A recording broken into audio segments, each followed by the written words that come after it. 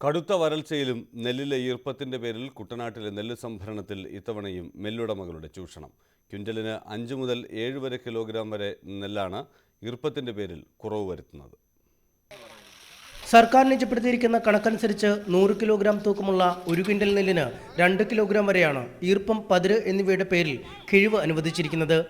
എന്നാൽ നെല്ല് സംഭരണം നടത്തുന്ന അരിമില്ലുടമകൾ കർഷകരെ സമ്മർദ്ദത്തിലാക്കി 5 മുതൽ 7 കിലോഗ്രാം വരെയാണ് കിഴിവ് വാങ്ങുന്നത്. കിലോഗ്രാമിന് 22 രൂപ നിരക്കിൽ ക്വിൻ്റലിന് 150 രൂപയുടെ കുറവ്. പാടശേഖരങ്ങളിൽ നിന്ന് ടൺ കണക്കിന് നെല്ല് കയറി പോകുമ്പോൾ ആയിരങ്ങളുടെ നഷ്ടമാണ് കർഷകർക്കുണ്ടാവുന്നത്. ഈ ഉണക്ക് സമയത്ത് കണ്ടവാനും അവർ നോക്കുമ്പോൾ 20 മേളിലുണ്ടെന്നാണ് പറയുന്നത്. അവർ 17 അങ്ങോട്ട് പോയി ഓരോ കിലോയ്ക്കും ഓരോ കിലോ റീഡിങ് കൂടുന്നതനുസരിച്ച് കിലോ കണക്കിന് കൊടുക്കണം. ഇപ്പം ഇന്നലെ വരെ എടുത്ത് 7 കിലോ നെല്ല ഓടെ കച്ചവടമാണ്. തർക്കങ്ങൾ ഉയർന്നാൽ സംഭരണത്തിന് മുന്നോടിയായി പാടി ഓഫീസർമാർ നെല്ലിന്റെ ഗുണനിലവാരം പരിശോധിക്കണമെന്നാണ് ചട്ടം. ഈർപ്പ പരിശോധനയ്ക്കായി പ്രത്യേക യന്ത്രങ്ങളുമുണ്ട്.